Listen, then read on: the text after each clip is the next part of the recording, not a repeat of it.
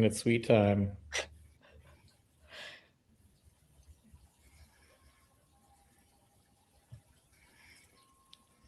Huh. Not There we are. Okay, we're live. We promised you productive conversation to go along with our rage.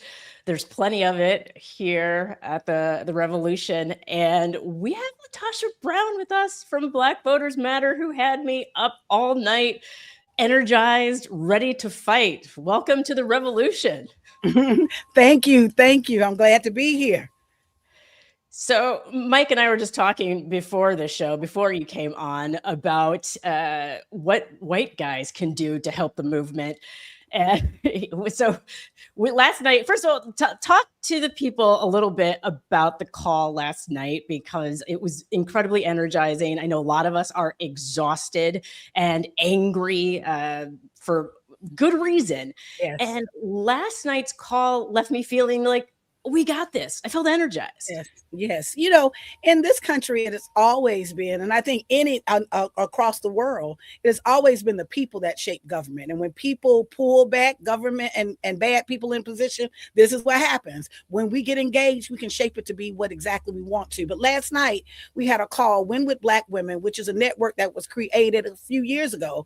Really Black women that organized around really putting pressure and lifting up the need to have Black women in high positions of power, that we have been the back base in this country, and we were not reflective. We had never been even reflected or nominated for some of the highest offices. And so that group has continued to stay together and work together.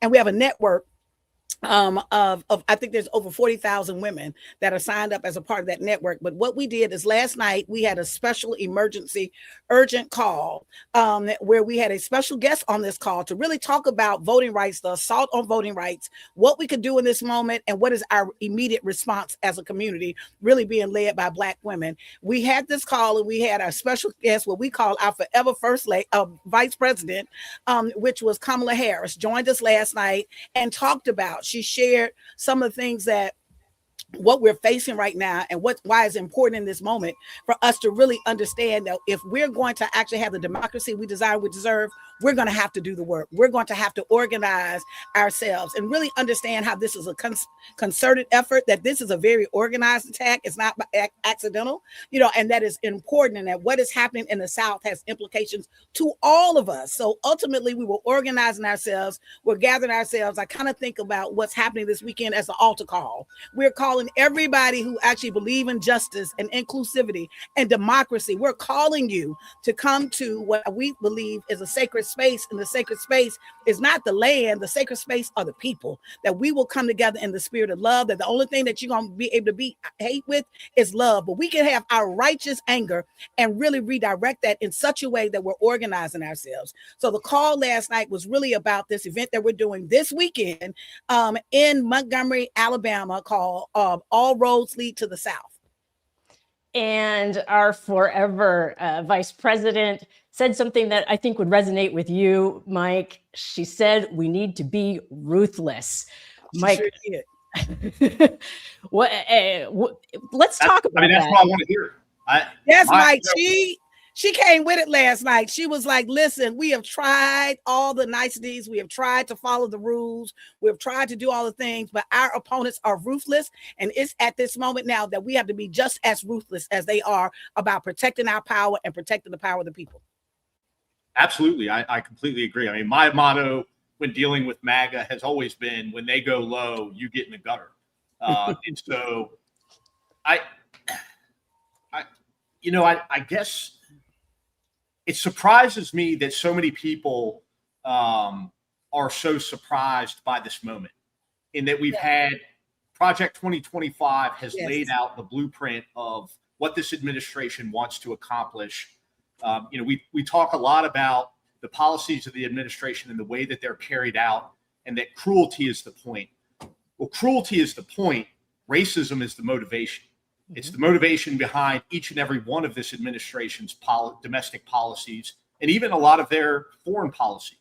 And so, I would encourage, especially folks that are not under attack in this moment, white people like myself, to go out, read Project 2025, and see what this administration has in store for vulnerable communities, but then also go and learn about how that is going to adversely impact you and your family, despite not having dark skin to be readily targeted by the Trump administration.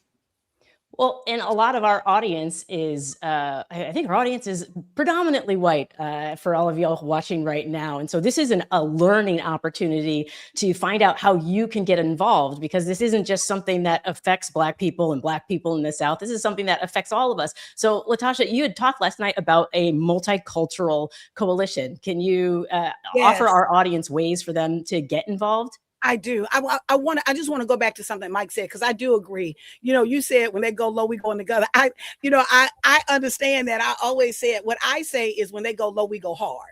And this is what I mean by that. That even when I think about the ruthlessness, particularly in terms as Black organizer, there is a part of what makes it slower and seem more difficult to us, because it is. If you just a liar and you will just lie and do anything, it probably is easier, right, for them, right? But at the end of the day, because we love people and that we are actually standing for people, we work in consensus. We work as a group together. We work in a sense, and we are snatching the Confederate Christians. We are snatching this idea that we have the moral authority. As people, we believe that we have the moral authority to shape this nation. Never said that it was about the parties. There's nowhere in the Constitution that is talking about the protection of political parties, but it is supposed to be about we the people, of, by, and with the people, and for the people. And so ultimately, how we organize will be still rooted in centering our humanity, but also rooted in this idea that we're going to use every tool available to us to be able to push back on making sure that we're going to protect our voices and our vote. And so given that, what we're doing this weekend, you can get involved by going to the website, allroadsleadtothesouth.com, allroadsleadtothesouth.com. We're asking people to go sign on as partners, bring a bus, get in your car, bring your folks, bring your signs. And I do want to shift this. This is not a protest. And let me tell you what I mean by this is a calling in for us, that oftentimes we're so focused on those other people who seek to do this evil, racist, dirty, undermining thing, that we focus on them and not really focus on our own power. This is about us rising up. This is about us linking up. We're going to show who really makes up America. We've got diversity coming. We've got groups representing all nationalities that are coming to this event. We've got old people and young people and activists and organizers. We got a couple of ladies that said they have never been to an event ever, that they're coming to this. This is around, we are affirming that we are the people. We are the architects of the new America. We will be the architects on what is better, more inclusive, and next. We will not be deterred by what is happening, and we're not going to fight just for what we already had. The Voting Rights Act was the floor. It was never the ceiling. That ultimately, we have to create, and we have to go much harder in our organizing, our working together. I'm so happy to say, within 6 days' time, y'all, over 222 organizations have come together. They've put their organizational identity to the side, and we've just got on the ground and we've worked. This is what movement looks like. This is what democracy looks like. So we want those who stand for justice to also understand that the attack on voting rights in the South is not just about the South. That ultimately what winds up happening, even 50% of those cases, of Section 2 cases, are actually lower of the local and state races. But in addition to that, there is no pathway to a progressive political agenda in this country that does not include Black voters. And so this is not just about Black voters. This is about the disenfranchisement of all of us. And so we have to know that this is our moment. This is our moment to work together, to come together as a unified voice and say, hell no, we won't go. We're not going backwards. We're going forward. Those people who are leading this are the relics of the past. We, in our collectivism and our cultural diversity and all the things that make America beautiful and great and diverse, and all the different flavors and smells and colors and all of that, that we are the future. We're America. do you see why I was so energized? Like, I'm sure everybody in the chat right now is like, yes, this is actually going to happen. And because I think a lot of people are feeling very defeatist. And for those of you who are not able to get to the South, like myself, I'm not going to be able to get there. So LaTosha, how can people get involved if they can't get there physically? Go to the website, allroadsleadtothe.south.com. You can sign on as a partner. We're also having satellite sites that they're doing satellite distributive actions all the country. I think there's like 15 others, but some people are just doing it on their own. Some people, I just got a phone call from a church that said they already had an event, but they're repurposing their entire event. They're going to stream it. They're going to make their program centered around it. This is a moment for us to come together at least on one accord around this particular issue, because this issue impacts all of the other issues. And I know there are people that are feeling this sense of defeatedness. Let me say this. I am a Black woman who grew up in Selma, Alabama, that is the great granddaughter of people who were enslaved. In less than my great grandmother, 4 greats removed grandmother was actually purchased 30 minutes from the place that I grew up in Mobile, Alabama, before I moved to Selma. And so I say that here I am standing because somebody believed in my humanity. Somebody believed that I should have a much more liberated pathway than they had. And here I stand. And so I am saying this, that who am I to feel like that I'm hard and I'm beat down and I'm tired when there were folks who had less resources, they had less access to information. Hell, you can basically get on the internet and shoot out stuff without going somewhere or putting a stamp or walking down the road to get information out. We've got the tools that we need. The question is, do we have the political will to rise up to the level in which this affront is happening to us? So I'm with Brother Mike. If they are attacking us at this level, our response has to be at equal, if not more force. We've got to create a different kind of force. And what's on our side, we got the people on our side. There are more on our side than their side. So let's use our leverage. No, and I love how you frame this as an opportunity, not only to address what's happening in this particular moment, but something I go back to all the time myself in my own life is this is an opportunity for me as a white man in America to address the wrongs of previous generations that were never appropriately addressed, that there was never an appropriate amount of accountability in this country for slavery, for Jim Crow, for the Confederacy. And so what energizes me, and I know what energizes a lot of people that I talk to, is the ability to right that wrong in this moment and to build something, like you said, not something as good as we had previously, but something much better. Yes. People forget the fact that, this country, like, yes, we have a constitution, but it's a living and a breathing, democracy is a living and breathing thing. And it's whatever we want to make it. That's right. And right now, the people that want to make it into this ugly, racist, white supremacist nation, they just are consolidating their political power around that.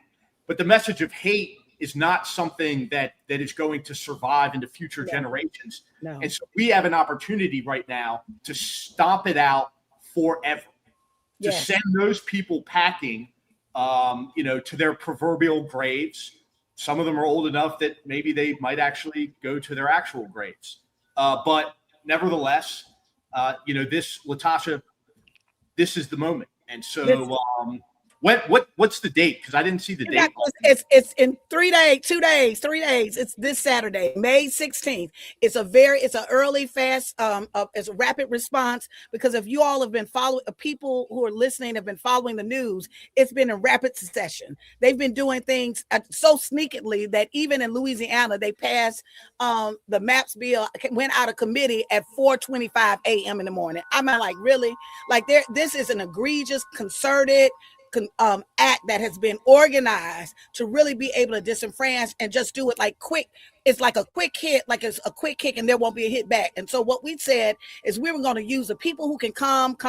The folks who can't come, we understand it's a very short notice. We're saying that we're hoping that this is a spark that is going to start many little fires and a big fire of change and resistance from now to the midterm or however long we need to do that. This is just one of many actions that we're hoping that we hope that will happen. And I'll say, Mike, you got me fired up as well, because you're absolutely right. I actually wrote something that is on contraband, a contraband camp on Substack. I wrote a essay called "We Are the Architects," and it's specifically around we are the architects. We've got to shift from seeing ourselves as citizens of a rogue nation that is actually delegitimizing itself. And we've got to start seeing ourselves as founders, as architects of the next iteration of this nation. We have to really be able to create the kind of nation that we desire and that we deserve. We've got to create the kind of nation that meets the interests of all of the beautiful people that live on this and live in this nation. That we've got to create the country that's not based on 1700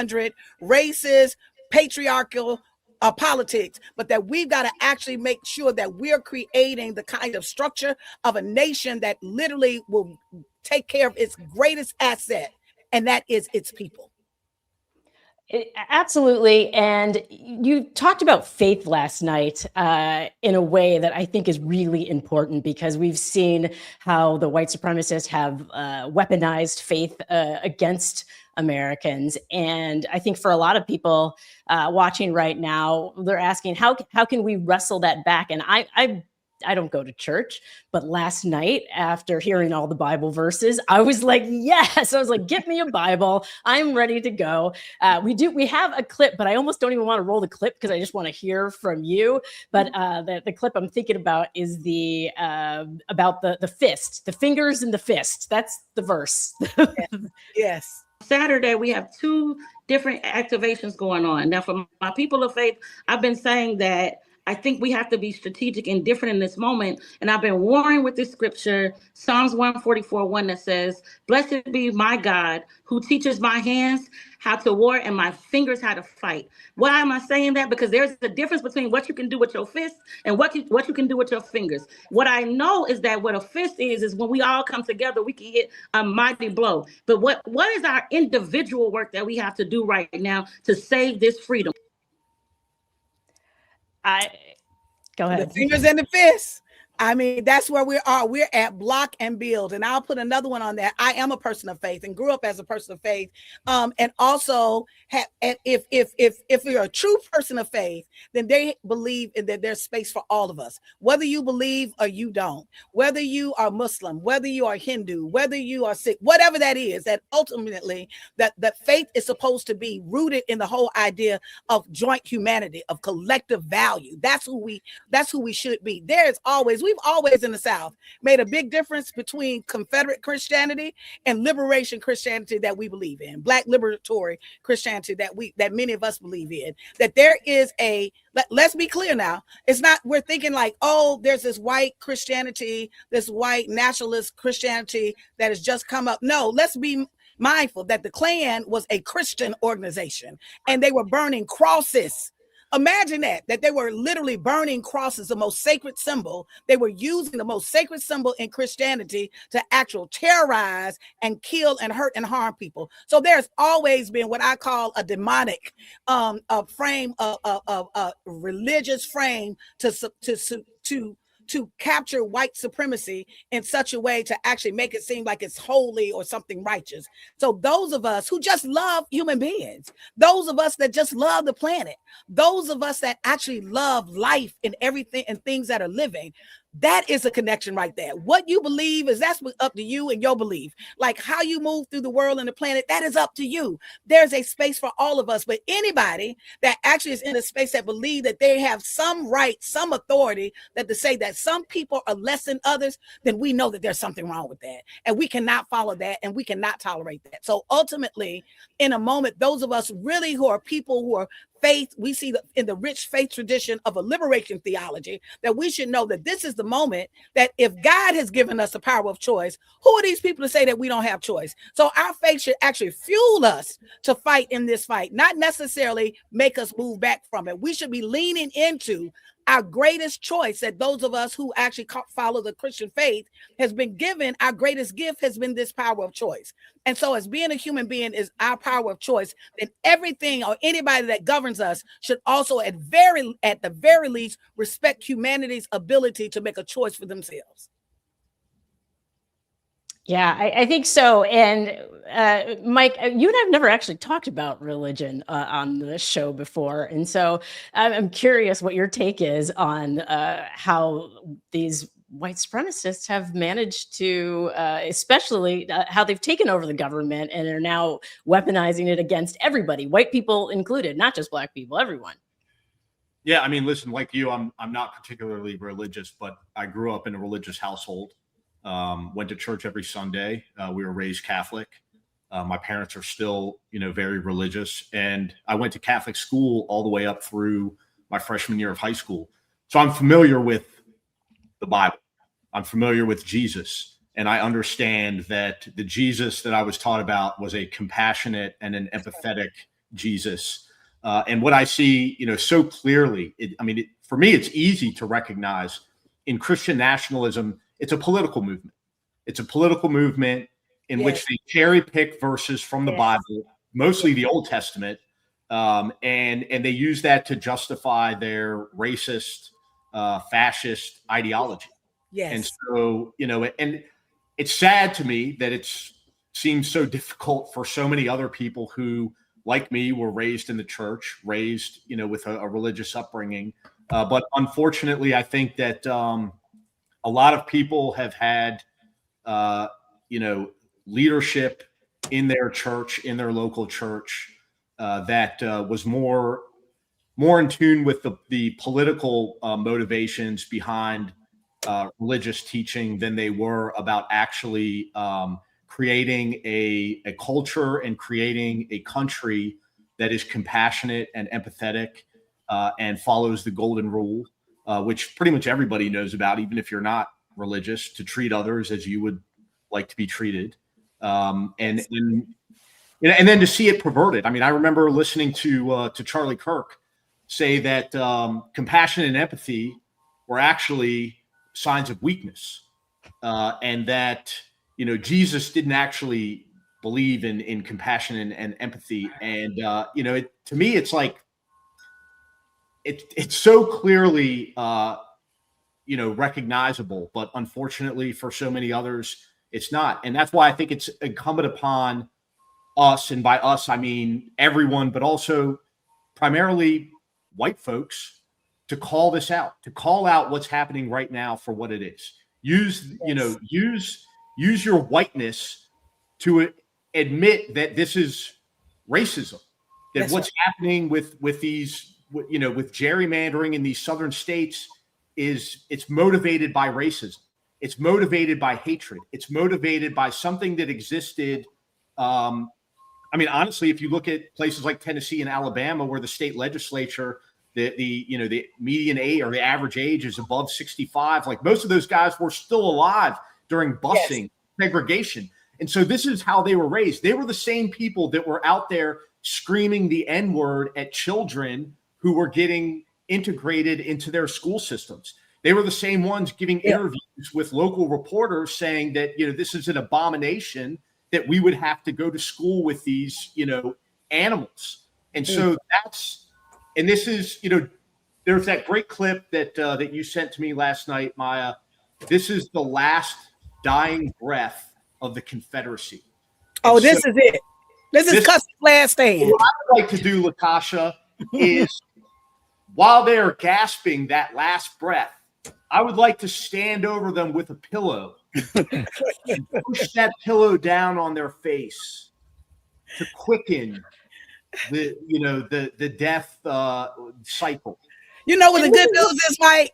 This is the good news. The good news, Michael, is if we crowd the room and take the oxygen, they will take care of themselves. What I believe is, and so we don't even have to touch them. We don't have to hurt them. We don't have to harm them. That doesn't even have to be the spirit. It is enough of us that we can drown out the noise. There is enough of us that Jim Crow can't come after all of us. There is enough of us that we can actually create and shape this nation exactly what we need to be. And I believe that from my heart. It doesn't take us having to do anything to them. Quite frankly, they're doing it to each other.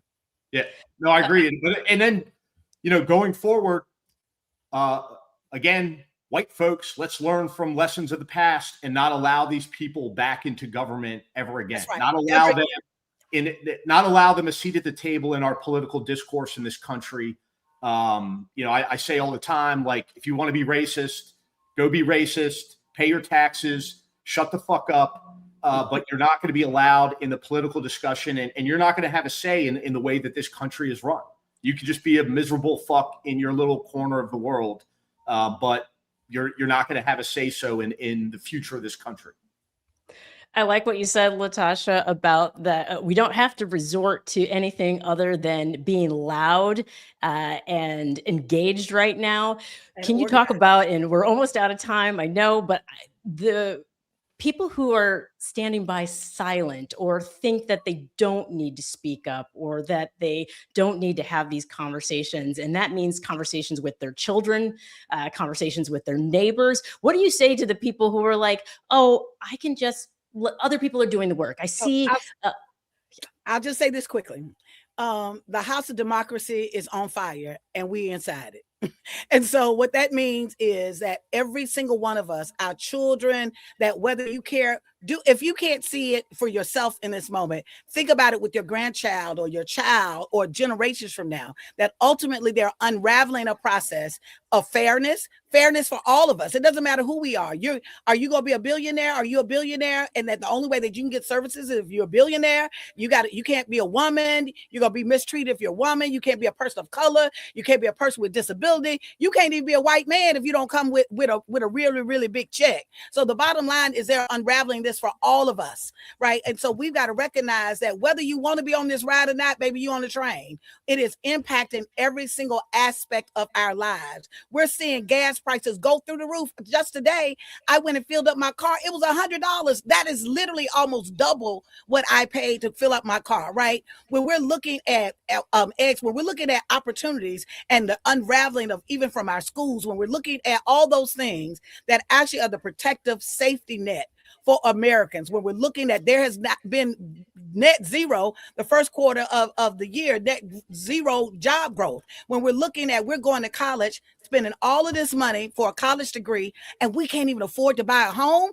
This isn't a black issue. This isn't a white issue. This is literally an issue. This is a citizen's issue in this nation. It is already here. We don't have to wait to see the impacts. We're feeling the impacts. What I am saying is in this moment, when there is a crack, when we're seeing racists show their heads blatantly, this is our moment. This is our moment to enter. I am a big Andor fan. I don't know if any of y'all know Andor, right? But I am a big Andor fan. And what I will say is meet us in Montgomery, Alabama. Meet us. All roads lead to the South this weekend in May 16th in Montgomery, Alabama, right? Because the South has friends everywhere. I am so incredibly fired up, and I know everybody in the comments are. I am so grateful that you were able to take time this week to be with us and to help get everyone energized, because I do know that's the thing that's really affecting a lot of people is that the defeatism. And I can't listen to you for 5 seconds without being like, yeah, we're all roads lead to the South and then to the White House, because we're going to take that back too. The White House, the House, the Senate, the Supreme Court. This has to be we're going in a different era. It's a new day and we're going to have new strategies, new tactics, but we're going to have a new future as well. So thank you all for having me. Thank you, ma'am. Yeah, thank you. So, how are you feeling now? Because before we were going to start the show with rage and then get to productive conversations, but I feel like almost all my rage just left my body. I got plenty. I still got plenty of rage left. I'm a cornucopia of rage, but no, I mean, like, amazing, inspirational, I think the type of leadership that we need for to resist this moment and resist this movement that's attacking our country, our democracy. Well, and this is why Trump hates Black women, because everything that she spoke about, things that she had to deal with growing up, and then she's still here with all the energy and fighting. And so this is why the Trump administration fears Black women, hates Black women, and Black women shouldn't have to do all the work, which is why I'm so glad that you're calling on your fellow whites. Hello, my fellow. I'm so glad, because like the people I grew up with in Downers Grove, Illinois, I don't know that they're paying attention at all to what's happening right now. And I'm like, y'all, this is your democracy too. And Trump doesn't give a shit about you. He finally said the quiet part out loud. We have the clip. Can you roll that? Americans financial. I don't think about anybody. I think about one thing. You cannot let Iran have a nuclear weapon. That's all. That's the only thing. I don't know if the beginning of that clip played, but it's the one where he says that he doesn't think about Americans' financial situation at all. He wasn't talking about just Black Americans or trans people or immigrants. He was talking about everybody that's not a very wealthy, very, very, very, very wealthy white.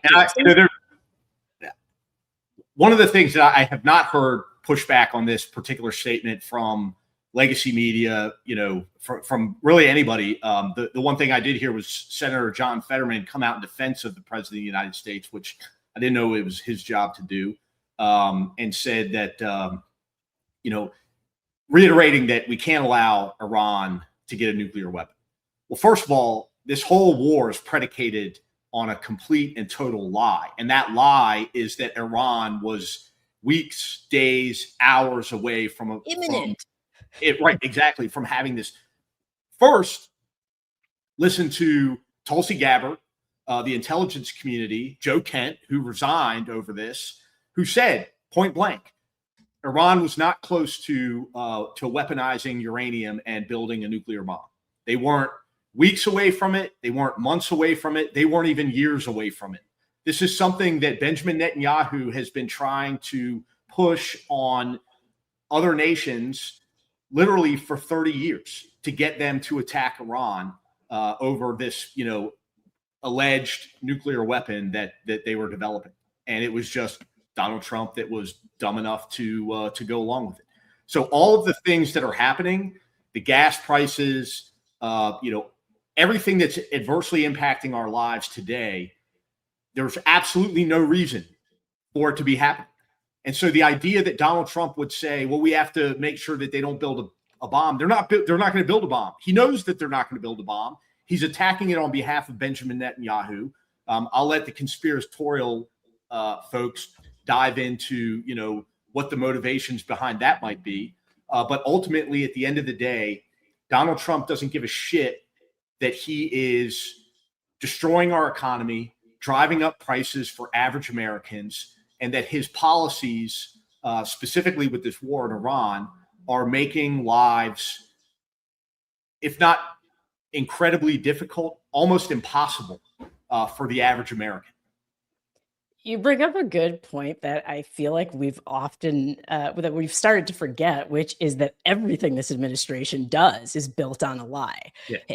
From the moment that he lost the election and then claimed that it was stolen from him, to the Great Replacement theory, to like all of it is premised on a lie. The building of these detention centers to stow away people who have no criminal record whatsoever, when they told us that they were going to go after the worst of the worst. And so we have to always remember to come back to that, which is like, do we want to live in a world where everything's predicated on a lie, or do we want to get back to truth? Like, I'm so sick of waking up every morning and seeing this man's face and hearing the lies and not having the mainstream media call it out. Like, that should literally every single reporter, when he opens his mouth, should call him out. Like, he should be called out so much that he refuses to talk to the press anymore. Like, that's what I want to see happen. I agree with you. And I think it's important, like in conversations that we have and that, people like us in this space have, it's important to point out the fact that this is all based on lies. It's important to point out things like you said. One, legacy media doesn't seem to be capable of holding Donald Trump accountable, even when he blatantly lies. I think the closest thing that I've heard to that in this entire administration was S.D. Vate, the reporter who infamously asked Donald Trump, do you regret lying to the American people over and over and over and over again in a White House press conference? I haven't spoken to S.D. Vate in a while, but I hope he's still okay after having asked that question. But Donald Trump he just dismissed it. The other thing is, like, can journalists stand up for themselves? When a female journalist gets berated by Donald Trump and called a bitch and, was that this week? Because so much happened. It was last week. It was last week. But this week he called somebody dumb. I think he said, that's a dumb question. You're dumb. He said that to a female reporter this week, I think. It never ends. You're dumb. You're fake news. Your network is failing. It's the same things over and over again. It's like, does anybody have a pair in the press pool? Is anyone, even if you're don't stand up for yourself. Stand up for the person next to you. That kind of takes us back to the whole White House Correspondents' Dinner and why I was so pissed off that anybody would even attend that. And it's like, this is a guy who berates reporters on a daily basis, attacks free press, attacks, the free speech. And you're going to go celebrate that with him in the room and with all of his sycophants sitting at your tables. Like, stand up for yourselves. You want the American people to back you. Well, stand up for yourself. Yeah, I can tell you, if Trump called me dumb in front of my colleagues, I'd have something to say about it, or I would expect my colleagues to have something to say about it. We have the clip, so let's roll it real quick. I doubled the size of it, you dumb person. It's double the size. You are not a smart person. Like, it's fucking insane. I'm so sorry. Like, picture a regular work environment. Like, you're by the water cooler, you're near your cubicle, and conversation happens, and one person says to another person, you're dumb, you're a dumb person, you're dumb, you're stupid. And then everybody just keeps carrying on as if that didn't happen. Like, that's absolutely insane to me. And we have completely normalized this. And there are children watching. Like, this is why we have young men thinking, oh, that's the way to be. I can behave like this, and I get to be call the a woman president of the United States. If she steps out of line with me. Like, exactly. And I don't, unfortunately, I've seen in the comments a lot of, descriptors for the press pool and for legacy media and reporters in this moment. And a lot of it is narcissism. But yeah, I mean, narcissism, worried about losing access, worrying, ultimately it all comes down to, I'm worried about my own personal career. Not willing to put, the implications of the bigger picture before myself. And what, all the things that you just laid out, all the things that you just talked about, the kids at home, the teenage boy that's watching Donald Trump call a black female reporter a bitch, live on television, and thinking that that's okay, that's normal behavior. The generations that are coming of age today that think that this is how president behaves. This is presidential, dialogue and discourse. And yeah, I mean, it just, I feel like we need to demonstrate what that looks like. Like, maybe for a week, here I am, I'm pitching an idea, y'all. For a week at work, if you work in a apolitical environment or a corporation, some sort of place like that, try act like the president for a week. And for a week, just in the middle of a Zoom meeting or in the office, be like, you dumb fuck, you dumb bitch, and see how that goes. And if people are like, oh, that's insane, it's like, oh, but that's what the president does. Like, I think people need it to have it reflected back at them to understand the insane moment that we've been living through, which feels like nonstop, because I can't believe we're going to have this man as a president for that much longer. Which, by the way, reminds me of the clip from the young gentleman who testified in Louisiana. And it's a super viral clip. I hope everyone has seen it. But if you haven't, let's watch it now so we can talk about it. Out in my mind that the map's gonna pass. If y'all can give us less than 0 seats, you would do it. Y'all do this under the orders of somebody that said the Civil Rights Act was harmful to white people, that it caused reverse racism. RFK said that black children are overfilled on antidepressants and that they need to be reparented on different farms, all of them. Pete Hegseth constantly brings Doug Wilson to the Pentagon to give a prayer service. Doug Wilson is the same pastor that said that slave owners were on strong spiritual ground. I don't have no belief in no morality on anybody that followed Donald Trump. If you wasn't with this map, you wouldn't be underneath this president. You wouldn't be in your party. You would stand up, you would stand against it, you would speak out about it. So as far as I'm concerned, if you here as one of these Trump Republicans, you already showed us who you are. You showed us what you want to do. And I believe the country as a whole is rebuking your party. Y'all are in a death spiral. That's why y'all have to redistrict. That's why y'all have to cheat. That's why Trump got to go to Texas and say he entitled to 5 more seats. It's because y'all know what y'all doing is abhorrent. We letting our people die in Iran based on false pretense that Tulsi Gabbard and Joe Kent say it ain't real. Y'all okay with all that. So I'm positive y'all gonna be okay with the maps. But the beautiful thing is, the children that y'all have made and the people that's younger than y'all don't support none of this racism that y'all want. The MAGA party is the last breath of the Confederacy. And I'll be happy to see millennials and Gen Z bury y'all. There will be no more of your party. The midterms gonna come, y'all gonna get wiped out. Trump gonna get dragged out of the White House, and I'ma love every second of it. Because y'all loved every second of the suffering that he caused to everybody in this country. And worldwide, we starve in Cuba. We bomb Nigeria. We holding Zimbabwe and Zambia hostage for their minerals. We don't want to give them aid support. The pro-lifers that say all life is special, y'all letting kids die of AIDS. What part of your Bible say that?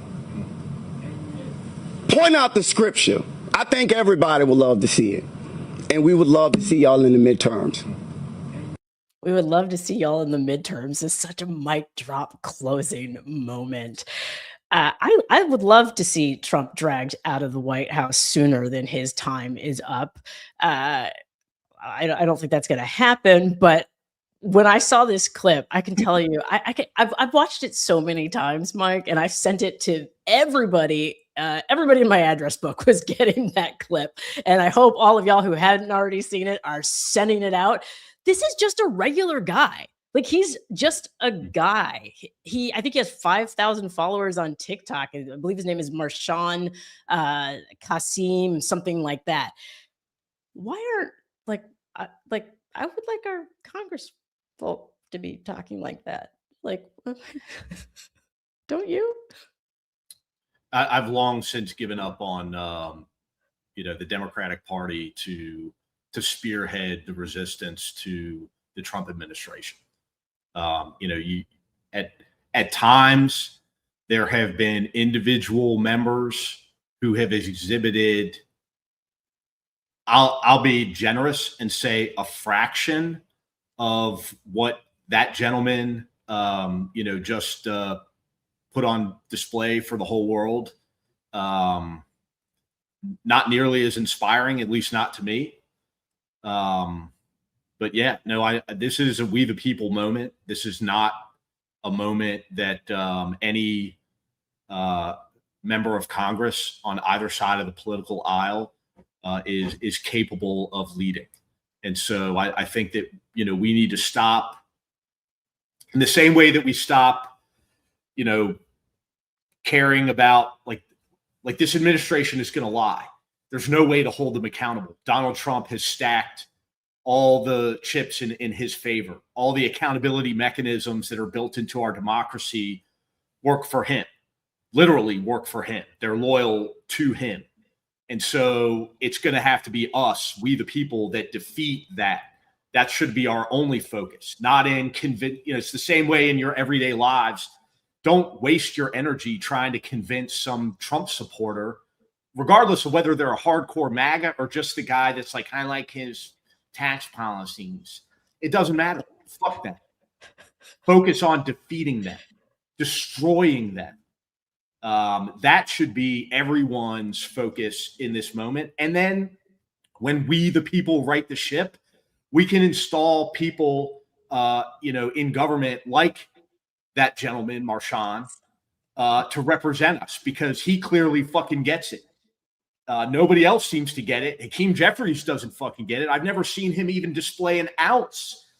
Chuck Schumer doesn't get it. He's never displayed anything close to what that young man just did in, less than 5 minutes. And so, unfortunately, we can't waste our time, dragging every Democrat out of office. We just got to deal with the problem, the task at hand, but we have to deal with it ourselves. The Democratic Party's not going to come save us. But may we be inspired by the regular guy of it all? Like, I don't know if he practiced that in a mirror or how he did it, because he did it unscripted, just from his heart. But another assignment, y'all, on top of going into your offices and calling people dumb fucks or whatever, I think we should all practice our rage speeches. Like, go through the list of the things that you are angry about, that you want to have changed, that you want to call out, and maybe have it ready to go. Make videos, flood the zone the way they've flooded the zone, because we see so many bots. And it's like, you guys have to understand, like, the conversations are happening online with or without us. And so I don't want everyone to have to make content, but in a way, it's also a great way to get our anger out and our rage out. And so speak to the people in your lives. You don't have to convince them, but you can rage. You can read them for filth the way this guy did. I'll make an argument there, Maya. I think that people in the comments, the folks that aren't in our space, they're the ones that need to be making the content, because those are the videos that have the most impact. Even me, like, I'm a regular guy. I don't make a lot of money, and I struggle every day, but I'm here constantly speaking, and I've become known now as somebody who's outspoken against the administration. So it's very easy for people to just say, oh, he's a Democratic hack, or he's paid for by George Soros. But videos like that with regular people that go viral in that moment, those are the videos. And then you can put them out there, and I'll share them on my platform. Yep. I think that's really the most impactful way to address what's happening, in this moment. And then the second thing that I would do is I'd find that guy on TikTok and encourage him to run for office.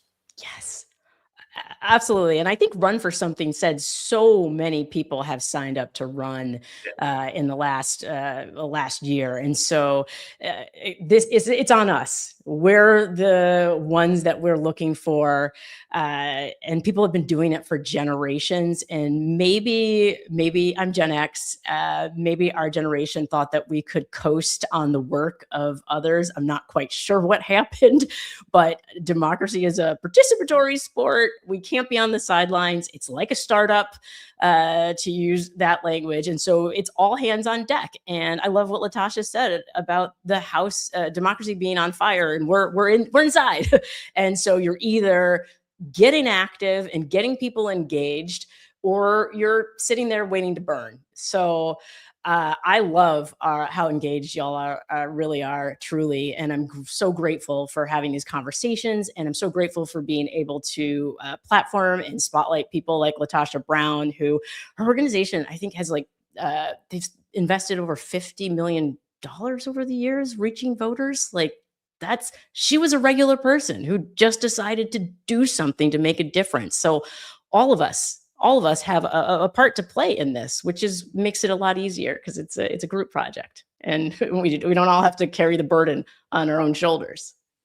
Yeah, no, I always say this when I'm at my lowest point, like, embrace the the positivity of the clarity of this moment.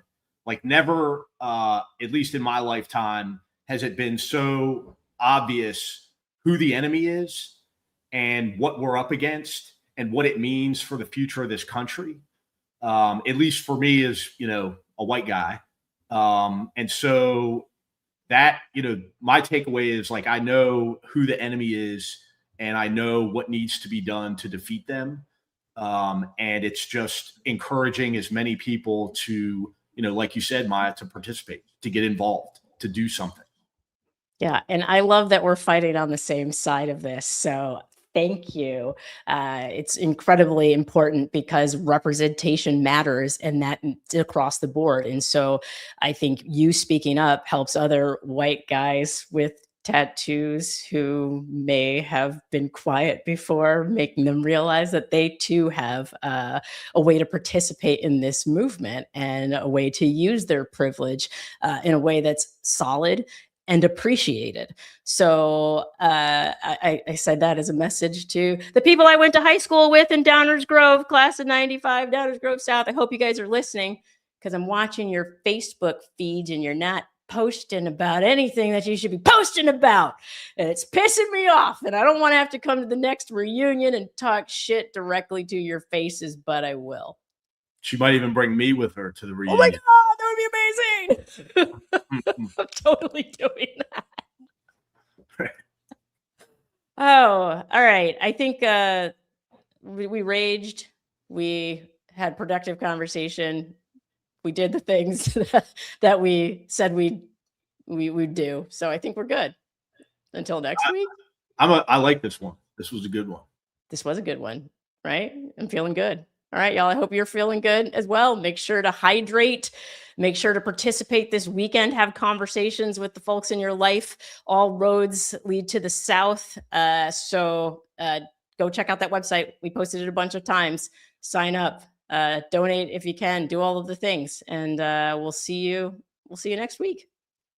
Yeah, and homework assignment, call somebody a stupid or a dumb motherfucker at work, and then tell us how it went at the next episode.